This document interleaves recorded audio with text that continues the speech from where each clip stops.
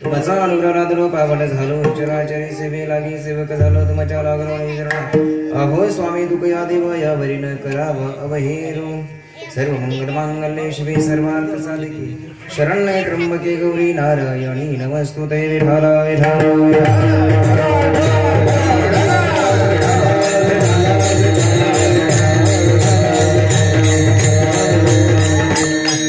प्रस्तुत प्राप्त प्रसंगी प्राप्त सेवेकरिता घेतलेला अभंग देवोची थोर साधू संत श्रीमान शिरोमणी वैराग्याचा मूर्तिमंत पुतळा जगद्गुरु तुकोबराय अर्थात छत्रपती शिवबाराजांचे धर्मगुरु असलेले वैराग्याचा महामेरू असणारे देहू निवासी तुकोबराय तुकोबरायांचा 4 चरणाचा अभंग आहे। अभंगाच्या माध्यमातून जगद्गुरु तुकोबराय सांगतात की दादा, ज्या पवित्र भूमीमध्ये तुमचा आमचा जन्म झालाय ना, ही भूमीच अशी आहे की ही भूमीच निर्माण झालेली आहे धर्मा करता। भूमीच निर्माण कशा करता झाली आहे? ही भूमीच निर्माण झाली आहे धर्मा करता। का वर्णन करतात शास्त्रामध्ये, पवित्र ते कुळ पावन तो देश, हा देश पावन आहे जेथे हरीचे दास लक्षण असं आहे जिथं हरीचे दास जन्म घेतात। ते कुळ पवित्र आहे आणि ती भूमी पवित्र ते कुळ पावन तो, हा देश पावन आहे, हा देश पवित्र आहे। ही भूमी धर्मासाठी निर्माण झालेली भूमी आहे, ही भूमी सामान्य नाही आहे। आणि ज्या भूमीत तुमचा आमचा जन्म झाला, ही जर भूमी धर्मासाठी निर्माण झालेली असेल, या भूमीमध्ये जन्माला आलेल्या अनेकांनी स्वतःचा संबंध जीवन धर्मासाठी खर्ची घातला असेल। 1 पॉइंट फक्त आवाज कमी करायचा, थोडा इको कमी करायचा। सुंदर लागलाय माझा माईक, ओके धन्यवाद, आताच खूप सुंदर आहे, वा वा वा। आता धर्माकरिता ही जर भूमी निर्माण झालेली असेल आणि यामध्ये आमचा जन्म झालेला असेल, तर त्याचा अर्थ असा सांगतो की आमचा जन्मच झालाय कशा करता? धर्माचे पालन। आमचा जन्म झालाय धर्माचं पालन करण्यासाठी। मग धर्माचं पालन करत असतानाच आपण सगळे जातीवंत शेतकरी आहोत। धर्माचं पालन करणं, शेतामध्ये एखादं चांगलं पीक लावणं इथपर्यंत जबाबदारी शेतकऱ्याची संपत नाही। पीक चांगलं यायचं असेल, पीक लावणं म्हणजे शेतकरी नाही बरं का, ते पीक चांगलं येण्याकरता त्याच्या बाजूचा जो तण काढतो, गवत काढतो, तो खरा शेतकरी। मग धर्माचं पालन करत असताना त्या धर्मासाठी घातक असणाऱ्या काही गोष्टी, अनिष्ट त्याला म्हणतात पाखंड, त्या पाखंडाचं खंडन करणं सुद्धा आमचं काम आहे। तुकोबराय सांगतात धर्माचं पालन करा, नक्की करा, पण त्याबरोबर पाखंडाचं खंडन देखील आम्हाला करता आलं पाहिजे। करणे पाखंड खंडन। तुकोबराय सांगतात आम्ही फक्त तुम्हाला सांगतो असं नाही, आमचंही संबंध जीवनभर हेच काम आहे, धर्माच्या पालनाकरता। हो तुकोबराय तुम्ही काय करता? तुकोबराय सांगतात हे जी आम्हा करणे काम, बीज वाढ, धर्माच्या पालनासाठी बीज वाढवावे नाम। बीज भगवान परमात्म्याच्या नामाचा, या बीज नामाचा प्रचार प्रसार उच्चार आणि इतरांच्या जीवनामध्ये ते भगवान परमात्म्याच्या नामाची नाम साधना यावी, याकरता अखंड जीवनभर तत्पर राहणं हे जी आम्हा करणे काम, बीज वाढवावे नाम। तुकोबराय सांगतात आम्ही आमच्या जीवनभर धर्माचं कार्य करत आहोत, आणि धर्माचं कार्य करण्याकरता, धर्माचं पालन करण्याकरता हे जी आम्हा करणे काम बीज। ओ तुकोबराय मान्य तुम्ही म्हणता धर्माचं पालन करण्याकरता बीज वाढवावे नाम, आणि मग पाखंडाचं खंडन करण्याकरता काय? तुकोबराय सांगतात पाखंडाचं खंडन करण्यासाठी भजन करत नाही बसायचं, भजन करायचं धर्माच्या पालनासाठी, धर्माचं पालनही करायचंय, पण पाखंडाचं खंडन, धर्माच्या विरोधात एखादी प्रवृत्ती जात असेल, मी व्यक्ती म्हणत नाही, मी प्रवृत्ती म्हणतोय, एखादी प्रवृत्ती धर्माच्या विरोधात जात असेल तर त्या प्रवृत्तीला जागेवर आणण्याकरिता तीक्ष्ण उत्तरे, तीक्ष्ण तीक्ष्ण समजते ना, धारदार उत्तरे म्हणजे शब्द, तीक्ष्ण उत्तरे हाती घ्या, फक्त बोलायचं धारदार नाही बरं का।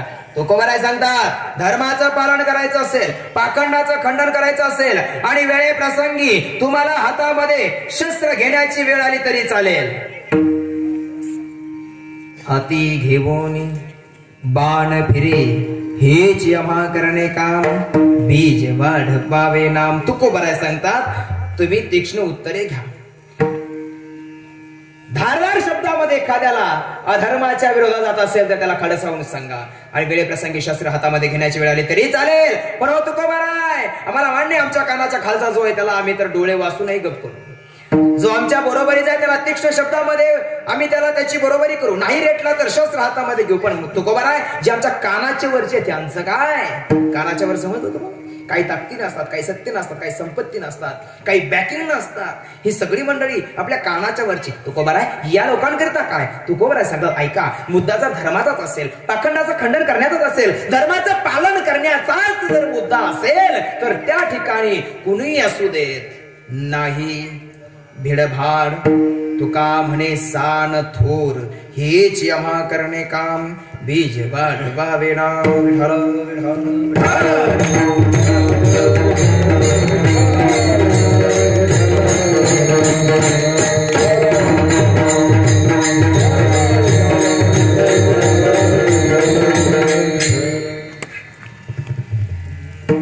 अतिशय सुंदर असं कार्यक्रमाचं आयोजन, नियोजन, प्रयोजन.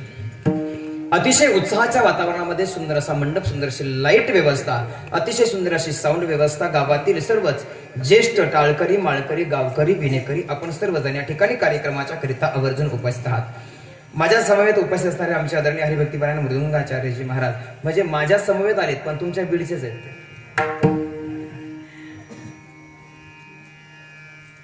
आदरणीय रामेश्वरजी महाराज आमच्या समेत असणारे हार्मोनियम वादक. आमच्या भाऊने खूप आग्रह केला, मी सांगितलं की कथेकरता आम्ही जो सिंथेसायझर वापरतो ना तो सिंथेसायझर कीर्तनासाठी काही मर्यादा असतात. मी फोनवरती त्यांना दिलगिरी व्यक्त केली महाराज, पण त्यांनी सांगितलं तरुण मुलांचा कार्यक्रम आहे महाराज, काहीतरी करा, आणा त्यांना. मी आणलं त्यांना, परंतु खरं सांगू अंतकरणाचा भाव असा आहे, मामा आहेत आल्या, आपण सगळे आपल्या धर्माचंच पालन करतो ना, मग इथली मर्यादा येते. आणलं बरोबर, तुम्ही म्हटले असते तुमच्याकडे नाहीच तो, आणलेत बरोबर, वस्तू आणून ठेवले, पण मर्यादा अंतकरणामध्ये हृदयावरती. धर्माचं पालन जेव्हा राज्य करताना जेव्हा अंतकरणात शब्द असते नाही हिंमत होत, पण तो जोडला नाही. पण हार्मोनियम वादक आणि सिंथ वादक आमचे साळुंके महाराज माझ्या समोर आहेत. आदरणीय संजयजी महाराज गोंडे गायनाचार्य, मागच्या वेळेला आपण देवी मंदिरामध्ये कार्यक्रम केला त्यावेळेला देखील माझ्या बरोबर समोर ते आपल्यासाठी उपस्थित होतेच. आणि मी त्यावेळेलाही तुम्हाला सांगितलं होतं माझ्या जीवनाचा आधार, माझ्या जीवनाचा शिल्पकार. खऱ्या अर्थानं प्रत्येकाच्या जीवनामध्ये कुणीतरी किंग मेकर असतो. किंग वेगळेच असतात, किंग मेकर वेगळे असतात. आणि माझ्या जीवनाचे किंग मेकर आपण ज्याला म्हणतो खऱ्या अर्थानं आधारस्तंभ, खऱ्या अर्थानं मार्गदर्शक ज्यांना आपण म्हणतो असे आदरणीय हरिभक्तीपरायण श्रीधरजी मामा गोंडे गायनाचार्य, तेही आज या कीर्तनासाठी उपस्थित आहेत. आज आहेत म्हणजे गेली 14 वर्षे ते आहेत माझ्याबरोबर. मामांच्या संजयजी महाराजांच्या मृदंगाचार्य रामेश्वरजी महाराज आहेत. आपल्या गावातील सर्वच आता ही टाळकरी मंडळी तुम्ही माझ्या घरची झालात, फक्त इतकाच फरक आहे, ही सगळी मंडळी तुम्ही पण आता दुसऱ्यांदा आलो मी तुमच्या जगदंबेच्या चरणकमलावरती नतमस्तक झालो. जगदंबेनं पुन्हा दर्शनाकरता बोलविलं, पण जगदंबेनं पहिल्यांदा तिच्या उत्सवासाठी बोलवलं आणि दुसऱ्यांदा तिच्या परमभक्ताच्या उत्सवासाठी बोलवलं. विठ्ठल विठ्ठल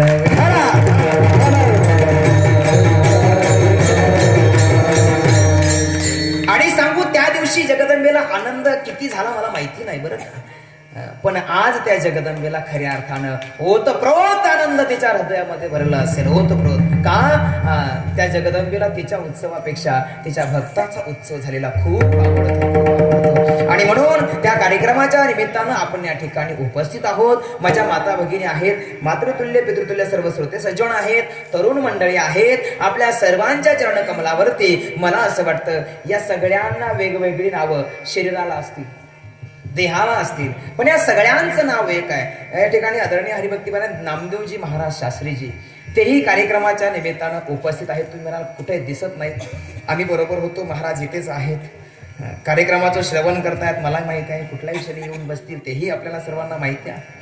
अतिशय सुंदर त्या ठिकाणी देवस्थान आहे. देवस्थानाची महती मला सांगण्यात आलेली आहे. भैरवनाथाचं मंदिर आहे. मला वाटतं जरूड संस्थान, जरूर संस्थांचे आदरणीय निवृत्तीनारायण शास्त्रीजी महाराज आहेत. महाराजांचं प्रथम नाव आपण आपल्या तोंडानं उच्चारावं इतके आपण मोठे नाही आहोत, म्हणून पूजनीय श्रद्धेय शास्त्रीजी महाराज असं आपण त्या ठिकाणी आदरणीय महाराजांचा उल्लेख करूयात. आणि महाराजजी देखील या ठिकाणी उपस्थित आहेत. सर्व शिवभक्त आहेत, सर्व जगदंबा भक्त आहेत, सर्व वारकरी आहेत आणि खऱ्या अर्थानं आपणा सर्वांच्या चरणकमली साष्टांग दंडवत मस्तक ही पायावर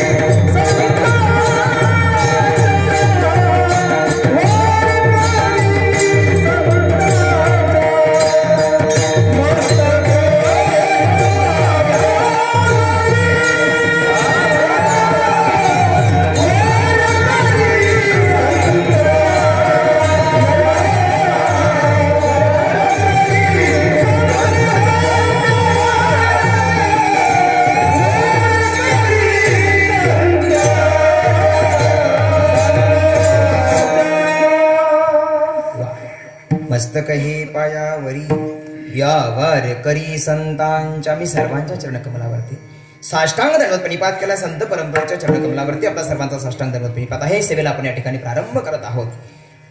प्रस्तावनेमध्ये सांगायचं म्हणजे आज शिवजयंती आहे. शिवजयंतीच्या निमित्तानं सुंदर महोत्सव आहे. मी काही कार्यकर्ते माझ्या समवेत त्या ठिकाणी आले होते. मला मी विचारलं, कार्यकर्त्यांना विचारलं, आमच्या दुकानदारांनाही विचारलं, मी काय करू, कुणाचं नाव सांगू? ते म्हटले महाराज सांगायचं ना, ते एकच नाव सांगा, बाकीच्यांची नावं सांगू नका. मी म्हटलं कुठलं? ते म्हटलं एकच नाव सांगा, समस्त ग्रामस्थ आणि शिवजयंती महोत्सवाचे सर्व कार्यकर्ते भवानवाडी एवढे एकच नाव सांगा, विठ्ठल विठ्ठल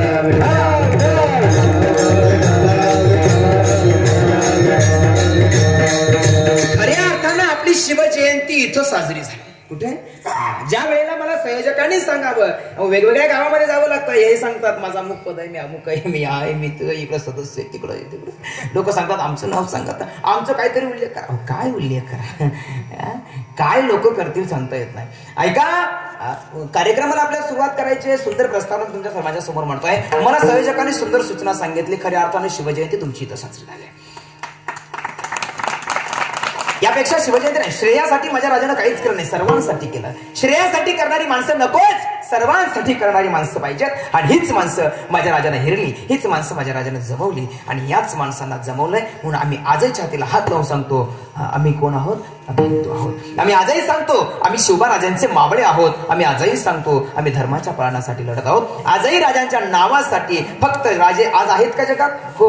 आज शरीरानं जरी राजे नसतील, आज राजे आहेत. कशानं आहेत? आज तुमच्या आमच्यामध्ये आहेत. राजांच्या एका नावासाठी, फक्त छत्रपती शिवाजी राजे एवढ्या एका नावासाठी हजारो मावळे आजही आपल्या जीवाचं बलिदान देण्याकरता तयार आहेत. याचं एकमेव कारण राजानं स्वतःसाठी नाही, सर्वांच्या हितासाठी कार्य केलं. राजानं कुणाची जात पाहिली नाही, माणसाच्या आत काय आहे हे माझ्या राजानं शोधलं. आणि म्हणूनच माझ्या राजाची आज या भवानवाडीमध्ये, संपूर्ण महाराष्ट्रामध्ये, देशभरामध्ये आणि जगभरामध्ये राजाची जयंती थाटानं साजरी होते. विठ्ठल विठ्ठल.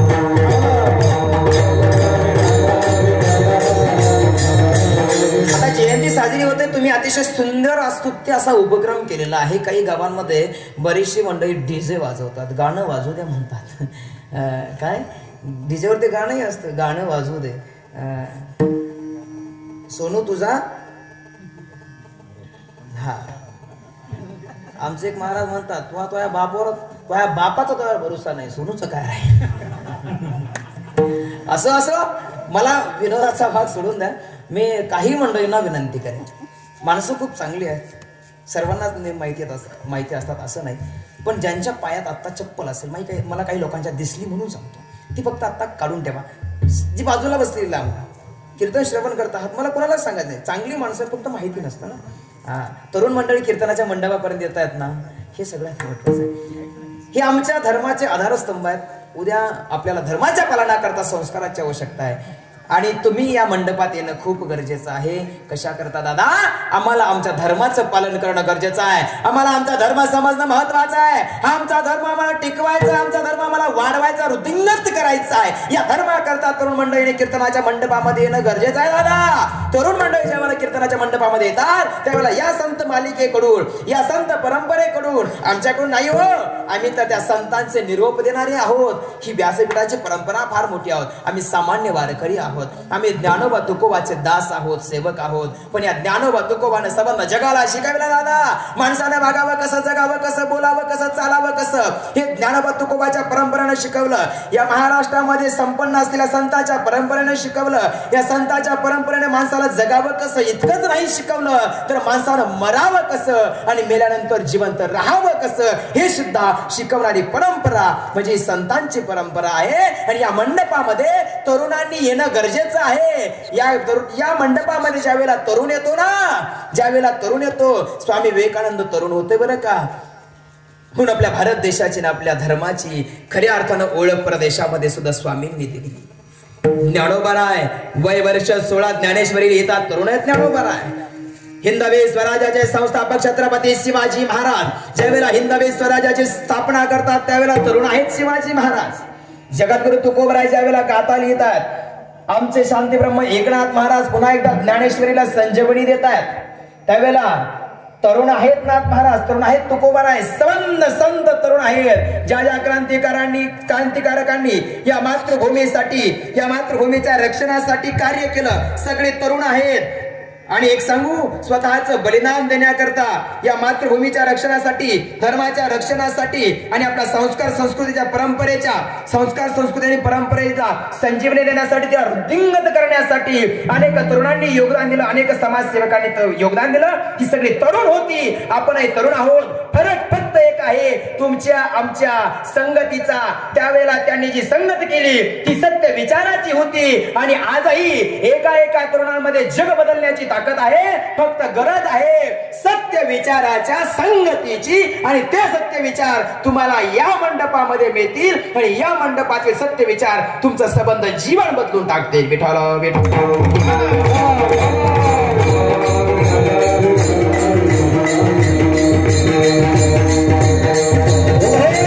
ऐका, या मंडपातील विचार तुमचं जीवन बदलून टाकतील.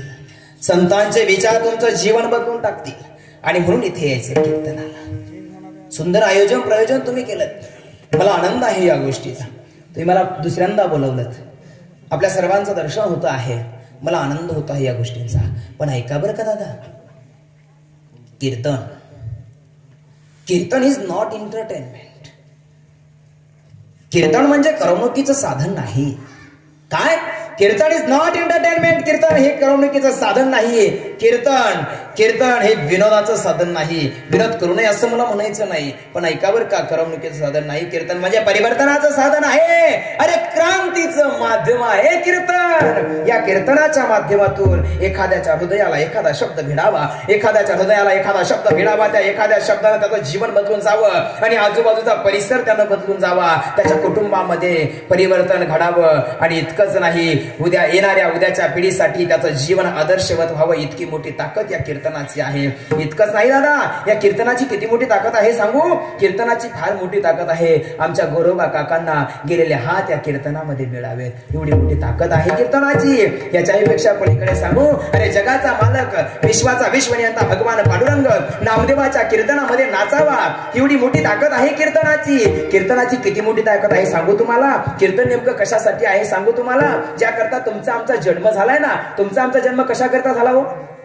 आयुष्याच्या साधने, सच्चिदानंद पदवी घेणे एवढा अधिकार नारायणे इहलोकी दिला. जीवाचं जीवदशेतून शिवदशेत परिवर्तन व्हावं, जीवाचं शिवाचं मिलन व्हावं, जीवदशेतून ब्रह्मदशेत जावा. इतकंच नाही, अरे त्रिगुणाच्या पलीकडे रजगुण तमोगुण सत्वगुणाच्या पलीकडे त्रिगुणाहून पलीकडे असलेला त्रिगुणरहित भगवान परमात्मा आहे. त्याच्या स्वरूपामध्ये विलीन होण्यासाठी एकमेव साधन आहे म्हणजे हा नरदेह. हे शरीर ज्या करता मिळालंय, हे शरीर ज्या करता मिळालंय त्या शरीराचं जर खऱ्या अर्थानं सार्थक करायचं असेल तर या हरि रूप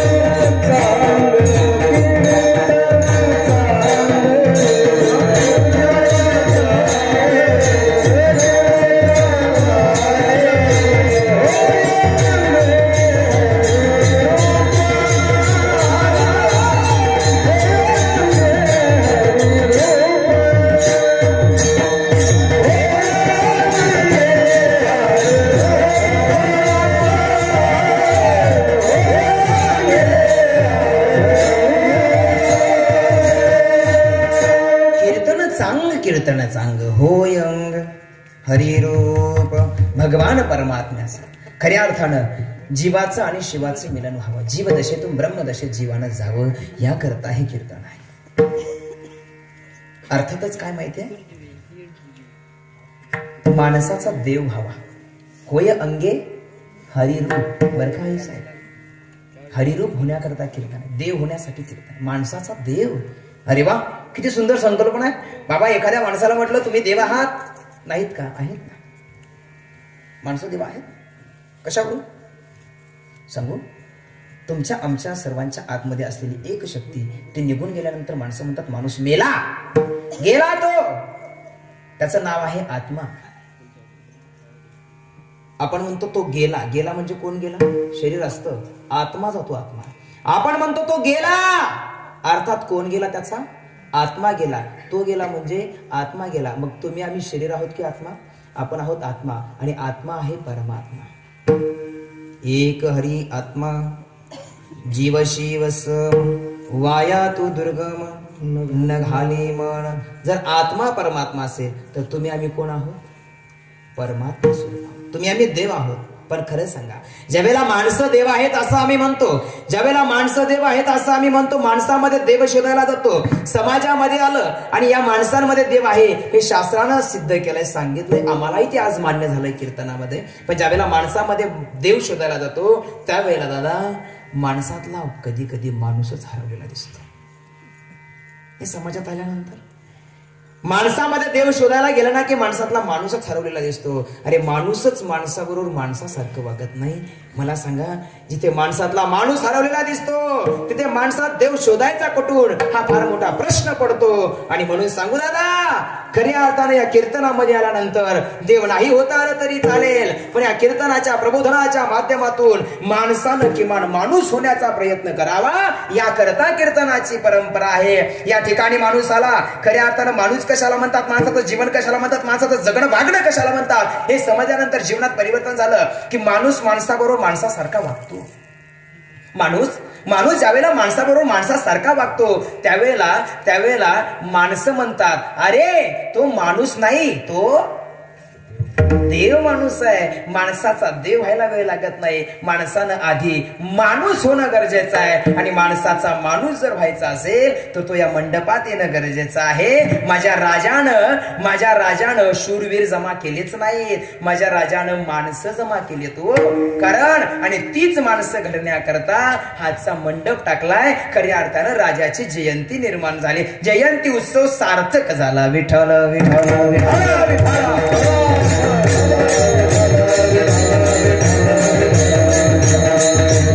ऐका, आता माणसं तयार झाली आणि आता माणसाने करायचं काय पहा बरं का. खरी शिवजयंती कशाला म्हणतात मी सांगतो. शिवजयंती कशाला म्हणतात ओ मला सांगा ना. हा ध्वज भगवा आहे. या भगव्या ध्वजाचं काय रहस्य आहे? बऱ्याच लोकांना माहिती आहे, मला माहिती नाही. मगाशी शास्त्रीजी या ठिकाणी उपस्थित, शास्त्रीजींच्या अंगामध्ये भगवे कपडे आहे. या भगव्याचं रहस्य तुम्हाला माहिती? आपल्या गळ्यामध्ये आता सगळ्यांच्या भगवे पट्टे तुम्ही घातले गळ्यामध्ये राजांचे. या भगव्या रंगाचं महत्व काय माहिती? हा फक्त भगवान आकाशामध्ये फडकत असतो. सूर्य ज्या वेळेला उगवतो ना, तो उगवण्याच्या अगोदर काय देतो? अगोदर भगवा देतो. भगवा. सूर्य कसा उगवतो? भगवा उगवतो सूर्य. भगवा. अरे या जगाला उठविणारा सुद्धा भगवा देऊनच जगाला उठवतो. अगोदर भगवा देतो आणि मग जगाला उठवतो. म्हणून आमचा ध्वज भगवा. ऐका, या भगव्याचं रहस्य आहे. नुसता भगवा नाही म्हणायचं. हा भगवा काय सांगतो? भगवा भगवा लहर लहर हिंदूंचा प्राण आहे. हा भगवा नुसता भगवा नाही. भगवा म्हणजे त्यागाचं प्रतीक आहे. धर्माकरता ज्यांनी ज्यांनी बलिदान दिलाय त्या सगळ्यांचं प्रतीक काय भगवा. ज्यांनी ज्यांनी त्याग केलाय त्या त्यागाचं प्रतीक आहे भगवा. भगवा आकाशामध्ये फडकत असतो. आम्ही सगळे त्याला सलाम करत असतो. त्या भगव्याला आम्ही सॅल्यूट करत असतो. मानाचा मुजरा करत असतो. आम्ही त्याला नमस्कार करत असतो भगव्याला, भगव्या ध्वजाला. पण एक लक्षात ठेवलं पाहिजे, आम्ही ज्या भगव्याला आम्ही नमस्कार करतो ना, तो भगवा आकाशात फडकतोय. तो भगवा आकाशामध्ये फडकत असताना तो फडकण्याचं एकमेव कारण आहे, तो ज्या दांड्यामध्ये आहे ना, तो दांडा जमिनीत खोलवरती स्वतःला गाडून घेत असतो. फडकत असलेल्या ध्वजाला प्रणाम करता करता ज्या दांड्यानं तो भगवा फडकण्यासाठी स्वतःला गाडून घेतलाय, त्या दांड्याच्या गाडून घेतलेल्या त्या त्यागाला सुद्धा आम्ही विसरता कामा नये. आज शिवबा राजांची जयंती साजरी करत आहोत. हिंदवी स्वराज्याचे संस्थापक छत्रपती शिवाजी राजे आहेत. राजांची जयंती उत्सव करत असताना राजांना या जयंती उत्सवाचा दिवस आज आम्ही पाहतो ना, या दिवसाचे मानकरी राजे झाले, फुकट नाही झाले. राजाने केलेल्या त्यागाला सुद्धा आम्हाला विसरता येणार नाही. आमच्या धर्माच्या रक्षणाकरता अनेकांनी त्याग केला, समर्पण केलं. त्या समर्पणाला, त्या त्यागाला आम्हाला विसरता कामा नये. आणि म्हणून खऱ्या अर्थानं आम्ही सर्वजण जर या धर्माचे पाईक आहोत, आम्ही कीर्तनकार आहोत, तुम्ही सगळी मंडळी, आम्ही ज्या परंपरेचे पाईक आहोत त्या परंपरेचे सुद्धा आज आम्ही सोन्याचे दिवस उपभोगतो आहोत. परंतु या परंपरेला टिकवण्याकरता, रुजवण्याकरता आणि या परंपरेला या सुवर्ण दिवसापर्यंत घेऊन येण्यासाठी ज्ञानोबा तुकोबांनी यासारख्या अनंत लोकांनी आपल्या घराची रांगोळी केली, प्रपंचाची राख रांगोळी केली. अरे इतकंच काय, या संत मंडळींनी आपल्या संपूर्ण संसार प्रपंच धुळीस मिळवला. हो ऐका ना, या संतांनी आपल्या संसाराची, प्रपंचाची राख रांगोळी केली. म्हणून तर आज सोन्याचे दिवस आहे. कशाकरिता? या सगळ्या गोष्टी आणि या धर्माला सोन्याचे दिवस यावेत याकरिता अनेकांनी आपल्या प्रपंचाची होळी केली. संसाराच्या नावे,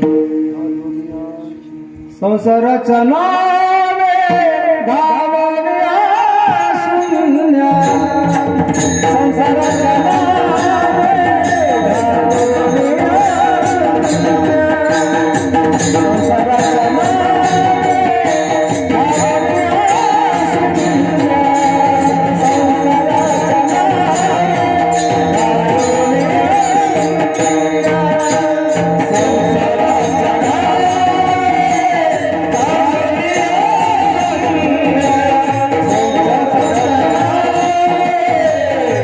Hallelujah.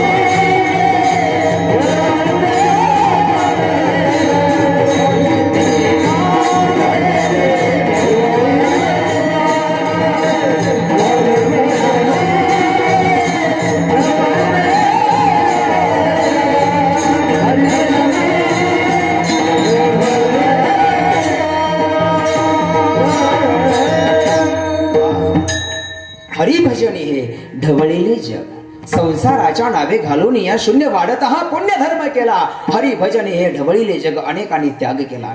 ऐका, हिर स्वराज्याच्या हिताकरिता, स्वराज्याच्या स्थापनेकरता ज्या राजाची आपण आज या जयंतीसाठी आपण सगळेजण उपस्थित आहात, मला खरं सांगा ना, राजानं कुठला सण आनंदानं उत्साहानं, राजानं फटाके फोडले का? राजानं फटाके नाही फोडले. आमचा राजा हलकट नव्हता फटाके वाजवायला, आमचा राजा रोज तोफा वाजवायचा. पण कशा करता? माझ्या राजाला वाटायचं बरं का. माझ्या राजाची एकच अपेक्षा होती, माझ्या घरात दिवाळी साजरी करता नाही आली तरी चालेल, पण या तोफेचा एकच उद्देश आहे, माझ्या सर्वसामान्य जनतेच्या घरात रोज दिवाळी व्हावी रे, रोज दिवाळी व्हावी. आणि जे आम्ही दिवाळीच्या वेळेला देवाला मागतो ना, आम्ही गोमातेची पूजा करतो, आम्ही प्रतिपदा साजरी करतो. माझ्या राजाला वाटायचं खऱ्या अर्थानं माझ्या बळीराजाच्या घरामध्ये दिवाळी साजरी व्हावी, याकरिता माझ्या राजानं तोफा फोडल्या. आपल्या घरात उत्सव साजरा करण्याकरता नाही, स्वतःच्या घरात दिवाळी होऊ देत, नाही तर स्वतःच्या घराची होळी होऊ देत. राजाने या गोष्टीचा विचार केला नाही, मावळ्याने या गोष्टीचा विचार केला नाही, संतांनी या गोष्टीचा विचार केला नाही. अरे सर्वसामान्य दिवाळी व्हावी याकरता अनेकांनी आपल्या स्वतःच्या जीवनाचा त्याग केला. या त्यागाचं, या समर्पणाचं भान आम्हाला असावं, याकरता शिवजयंती साजरी करायची आहे, याकरता शिवजयंती साजरी करायची आहे. आणि म्हणून त्या निमित्तानं कीर्तनाच्या माध्यमातून गोसेवाला आपण देत आहोत. विठाला विठाला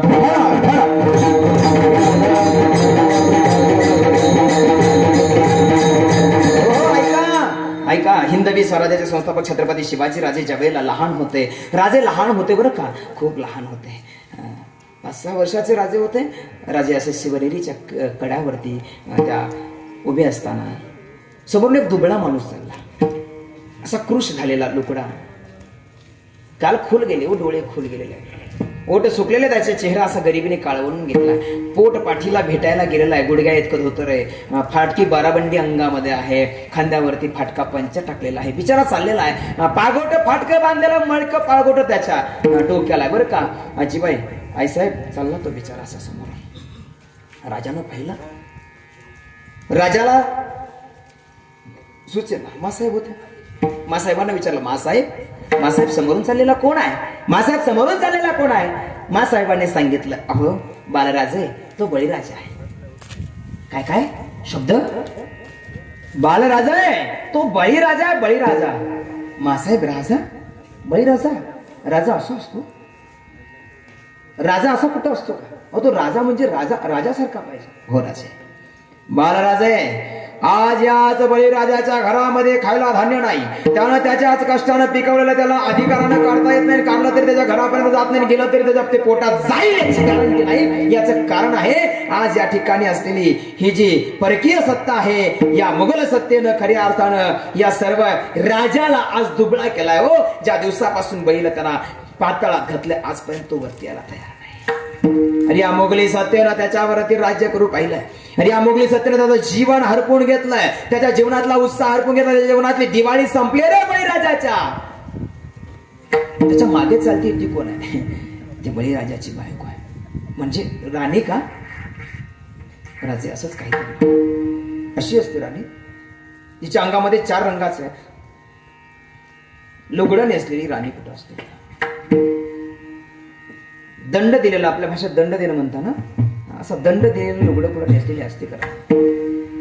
सांगितलं राजे ती आज तिच्या धन्याच्या आधारानं मागे चालली आहे राजे. पण आज स्थिती अशी आहे राजे, ही त्या बळीराजाची बायको, बळीराजाची लेक, बळीराजाची पोरगी, बहीण उघड्यावरती दिवसा डवळ्या सुद्धा असा स्वतंत्रपणे फिरू शकत नाही राजे. इतकी वाईट अवस्था या बळीराजाची आहे. आणि हे सगळं ऐकल्यानंतर 6 वर्षाच्या बालराजांच्या मुठी आवळल्या.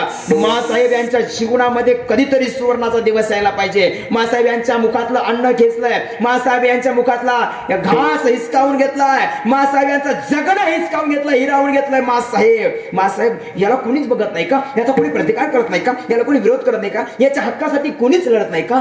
राजे, हा तर प्रश्न आहे राजा. राजांच्या अगोदर राजे झाले नाहीत का? सरदार झाले नाही? एकही मराठी सरदार नव्हता का? अनेक सरदार होते मराठी. राजांच्या अगोदरही होते आणि राजे असतानाही होते, परंतु सगळे मुघली सत्तेच्या पगड्या खाली दबून गेलेले होते आणि ते बंड करणारा कोणीतरी हवा होता आणि हाच बंड करणारा माझ्या मासाहेब जिजाऊने जन्माला घातला तो वाघ छत्रपती शिवाजी राजा.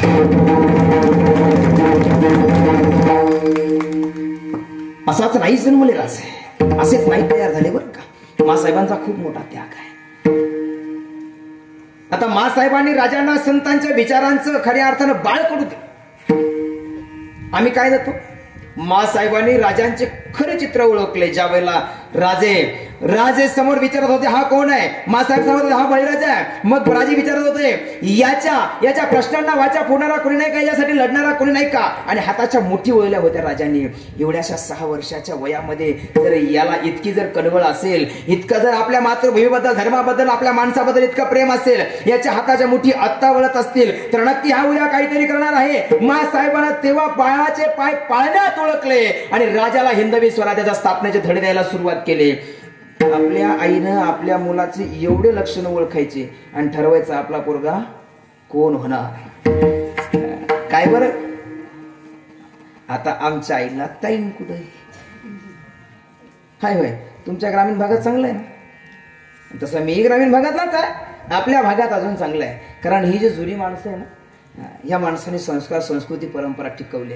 आणि ग्रामीण भागातल्या या माझ्या माता भगिनींनी खूप चांगली अजूनपर्यंत संस्कार, संस्कृती आमची टिकून ठेवली आहे. पण आमचं थोडं असं मिनी शहरासारखं असं आहे. आमच्या गावात थोडा अवघड आहे. तुमच्याकडे कसं आहे, माणूस शेतातून दबून खमून आला, काम करून आला की घरच्या माता भगिनी तांब्या भरून घेतात आणि त्यांना पाणी प्यायला देतात. घ्या, तुम्ही थकून आलात का, घ्या पाणी प्या. आता आमच्याकडे तसं नाही. आम्ही कीर्तनावरून घरी गेलं की आम्हालाच म्हणावं लागतं, देता का पाणी, वाढता का जेवायला. म्हणजे माझंच नाही, सगळ्यांचं तसंच आहे. आणि शहरी भागात तर आधी तसंच आहे. आता हल्ली आपल्यालाच पाणी मागावं लागतं, बरोबर आहे ना. म्हणजे तुमचं बी तसंच नाही. म्हणजे मी त्यांना बोलतो म्हणजे कसं, ते हार्मोनियम वादक आमच्यात जमतात. तुमच्यापैकी कोणाला बोलावते म्हणते महाराज आमचं काय, तर तुमचं पहा तुम्ही, आमचं काय मुजिता वाशी असं नको. म्हणजे आमच्या घरातल्या घरातच आम्ही आमचं वाजवतो असं ते सगळं. ऐकाय का, आता पूर्वी काय होतं आणि ग्रामीण भागातही आहे. आता माता भगिनींना तितका वेळ आहे का. मासाहेबांनी राजांकरता जे केलं ते आमच्या माता भगिनी आज आपल्या मुलाकरता करतायत का. संस्कार करायला वेळच नाही. त्यांचा वेळ कशात चाललाय समजलं का. काय त्या मालिकेचं नाव, आता मी खरं सांगू का, आमच्या घरात अजूनही नाही. ते माझ्या जन्माच्या अगोदरही नाही, माझा जन्म झाला तरी घेतलं नाही, आता आम्हाला कळायला लागलं तरी नाही, आलं बी नाही व त्या टायमाला आली, त्या टायमाला नाही आली. का बरं नाही आली तुम्ही असं विचाराल तर आमच्या वेळेला फार मोठी क्रांती झाली. तुमच्याकडे लग्नात फटाके केवढ्याचे वाजवतात,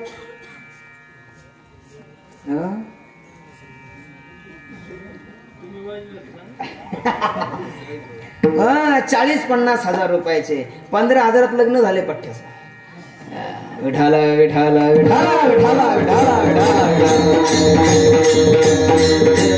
7 दिवस कथा चालू. कथेचा कथाकार गणेश महाराज चौधरी, कथाकार सप्त्याचा गणेश महाराज चौधरी, काल्याचं कीर्तन रामनाथ महाराजाचं आणि काल्याच्या कीर्तनात लग्न वा.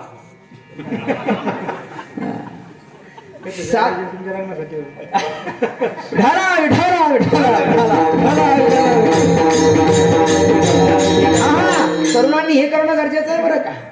आताही आमच्याकडे आमच्या कुटुंबामध्ये एका लग्नाची बोलणी चालू आहे, तारीखही काढलेली आहे. पण आजच सकाळी नवरदेवाचे कान भरलेत. मी येडा आहे का, तुझ्या नावावर लाखाची पावती करतो आहे का ताया. 5 लाख खर्च वाचतो, तिकडचा 5 आणि इकडचा 5, 10 लाख वाचतात. मी म्हटलं 1 लाखाची पावती दोघा नावावर बायकोच्या नावावर करतो आहे का ताया. तो म्हणतो मी कवा एका पायावर तयार. ऐकाय का, तरुणांनी हे करणं गरजेचं आहे. आज आम्ही हे करणं गरजेचं आहे. चला असू द्या, मला तिकडे जायचं नाही. टीव्ही वरून आपला विषय निघाला होता. आमच्या इकडे पण टीव्ही आला नाही, म्हणजे आमच्याकडे अजून टीव्ही नाही. बऱ्याचशा घरांमध्ये आमच्या माता भगिनीला वेळ आहे का महाराज, वेळ नाही ना. लोक ते बिचारे जेवायला आलं तर ती म्हणते थांबा रॉंग टायमिंगला आले तुम्ही, का मालिका चालू आहे म्हणे. रॉंग टायमिंगला आले म्हणे तुम्ही जेवायला. मालिका अजून चालू आहे. हा ते मालिकाचं काय नाव मी नाव विचारत होतो मला काही येत नाही आमच्याकडे टीव्ही नाही इथून विषय निघाला होता काय मालिका काय ते एक दोन सांगा नाव क्या बात आहे विठाला विठाला विठाला एवढ्या मालिका करतात तुम्ही 2-4 दिवस नाही जेवले तरी चालतात बुवा कोणती छत्रपती संभाजी ऐका बरं का अजून काहीतरी ह्या आपल्या मालिका झाल्या तुमच्या मालिका 24 तास तेवढी तर मालिका नाही ना ती एक मालिकाचं नाव मला मी चांगलं ऐकलं होते तेवढंच माझ्या डोक्यात तुझ्या जीव रंगाला म्हणते तुझ्या हा बाबा म्हणले तुझ्या जीव रंगला बरं फार उशिरा रंगला पण बघा बरं का ती बाबाचं त्यांनी मला मदत केली बाबा धन्यवाद नाव मला येत नव्हते पण इतके हुशार माणसे बाबा तुम्ही सांगितलं पण यांच्या पाठ असून हे सांगणार नाही मला माहिती यांच्या पाठ असून हे सांगणार नाही त्यांना माहितीये हा बाबा आपल्याला टोपी घातल्याशिवाय राहायचा त्यापेक्षा सांगायलाच नको तुझ्यात जीव रंगला अजून एक मालिका मला आवडली मालिका आहे ही यांना फार आवडती तिचं नाव सांगू माझ्या नवऱ्याची असं पप्या ते म्हणतो माझ्या नवऱ्याची बायको या पण म्हणते माझ्या नाव आता मला खरं सांगा मालिका साऱ्यांना आवडती पण हिच्या नवऱ्यानं जर बायको केली तर मग कसं हे असं लोकांच्या घरावर हुळा भाजत असलं की इकडे उड्या मारायच्या आणि तिची काळजी त्यांना तिची काळजी तिचं कसं होईल हिचं कसं होईल हिचं कसं होईल एक तर मी एक दिवस घरी गेलो आता आमच्या घरी काय तुम्हाला सांगतो परिस्थिती नेमकं शेजारी आमच्या घरी जरा जास्त पाहुणे मंडळी वगैरे आलं आणि मग आमच्या घरात जेवण वगैरे चालले होते सगळी गर्दी वगैरे होती आणि मग आमच्या घरच्यांनी शेजारच्या बाईला बोलवलं मदतीला आणि मग तिला बोलवण्याकरता आमच्या घरचे गेले आणि गेल्यानंतर ती म्हटली थांबा 5 मिनिटं थोड्या 2-3 पोळ्या राहिल्या तिच्या पोळ्या होऊन तिला घेऊन येण्यासाठी आमचे घरचे तिथं थांबले आणि आमच्या घरच्यांनी तेवढ्या वेळात पाहिलं माझ्या नवऱ्याची त्यांनी आमच्या घरच्यांनी काय पाहिली माझ्या नवऱ्याची ती मालिका पाहिली ती मालिका तिथं पाहिल्यानंतर काय त्यांच्या डोक्यात फुल बसलो आम्ही कार्यक्रम करून घरी गेलो ती म्हणली अहो लय अवघड झालं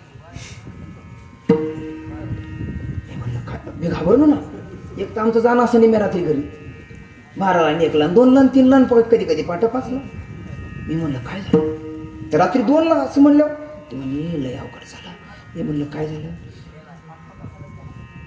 बिचारीच्या परपंचाचं वाटोळं झालं हो मी म्हणलं हा मी म्हणलं काय म्हणजे कुठून काय घेऊन आली ते नाही का म्हणे आपल्या शेजारी त्यांच्या इथे गेली काय झालं ती म्हणली काय नाही हो बिचारी नाही पण खरं सांगा तुम्ही असं नको एखाद्याचं आहे आणि झालं काय ती म्हणते नाही का ती मालिकात काय तिचं नाव त्या मालिकातली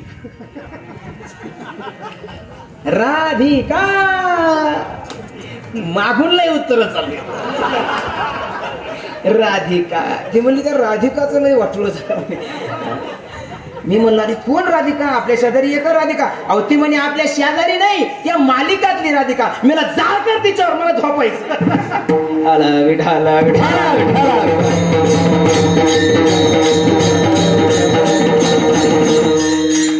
आता अशा मालिका पाहिल्यानंतर आमचे पोरं कशी होते राजांकडे लक्ष देत होते मला तुम्हाला सुंदर प्रसंग सांगायचा जर ठरला तर ज्यावेळेला बेंगलोर मुक्कामे ज्यावेळेला बेंगलोरच्या मुक्कामाला संभाजीराजे होते शहाजीराजे होते शहाजीराजांना भेटण्यासाठी मासाहेब गेल्या मासाहेबांच्या बरोबर छोटे राजे संभाजी होते आणि छोटे राजे शिवाजी होते बालराजे संभाजी आणि बालराजे शिवाजी तुम्ही म्हणाल हे संभाजी कोण शिवाजी राजांचे भाऊ ते संभाजी इतिहासामध्ये किती संभाजी आहे आपल्याला माहिती असलेले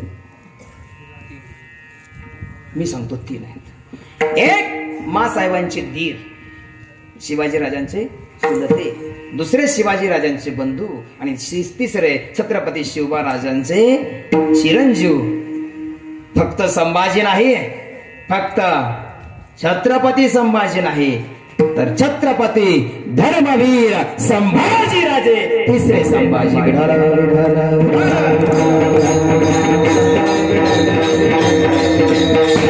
असं 3 संभाजी आहेत आणि संभाजी राजे बालराजे संभाजी बालराजे शिवाजी मासाहेबांच्या बरोबर आहेत. मासाहेबांनी दोन्ही राजांना हाताला पकडला, निघाला बेंगलोरला. बेंगलोरच्या मुक्कामाला शहाजी राजे होते. शहाजी राजांच्या जवळ गेला. त्या ठिकाणी संध्याकाळचे जेवण झाले. चर्चा चालली, महत्वाची चर्चा चालली होती. कदाचित ती चर्चा स्वराज्याच्या स्थापनेकरताच असेल. त्या करताची सगळी मंडळी मग्न झाली आणि इतक्यामध्ये बालराजे शिवाजी आणि बालराजे संभाजी यांना मिळाले. त्यांचे तिसरे बंधू, त्यांचं नाव व्यंकोजी राजे आणि व्यंकोजी राजे या दोघांना मिळाले. व्यंकोजी राजांनी विचारलं, काय राजे, तुम्हाला बाई कशी नसते माहितीये? त्यावेळेला छोट्याशा शिवाजी राजांनी कानाला हात लावले आणि सांगितलं, बालराजांनी बाई नाचत असते आणि पहिल्यांदा ऐकलंय. बाई नाचत असते, बाई नाचत असते. ते म्हटले चला. दोन्ही संभाजी राजेच्या आणि शिवाजी राजांच्या हाताला व्यंकोजींनी पकडलं. व्यंकोजी घेऊन गेले. समोर एक पडदा लावलेला होता. पडद्याच्या ढोलकीचा आवाज येत होता. पडद्याच्या आड घुंगराचा आवाज येत होता.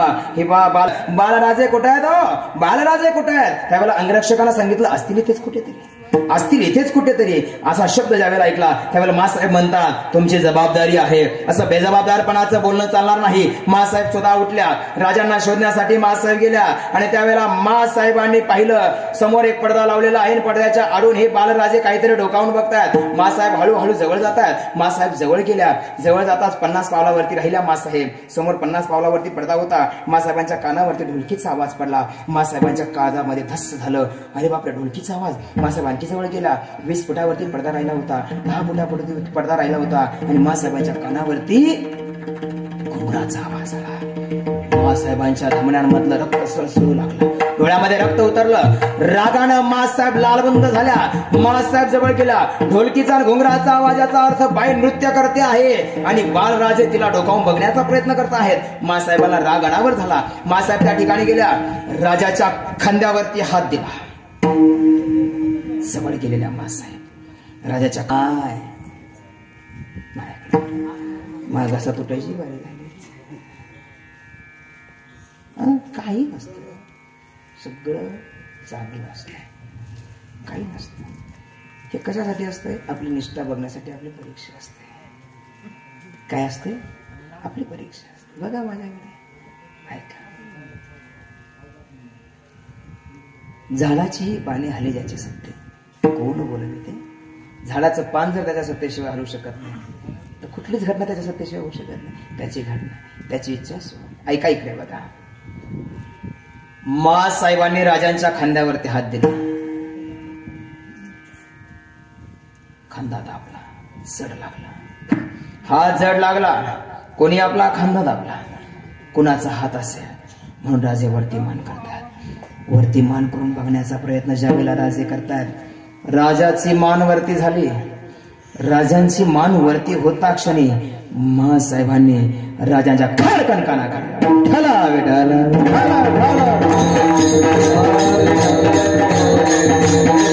राजे म्हटले त्यावेळेला, आता आपण एवढ्या डचकलं म्हणलं राजांचं काय झालं असं?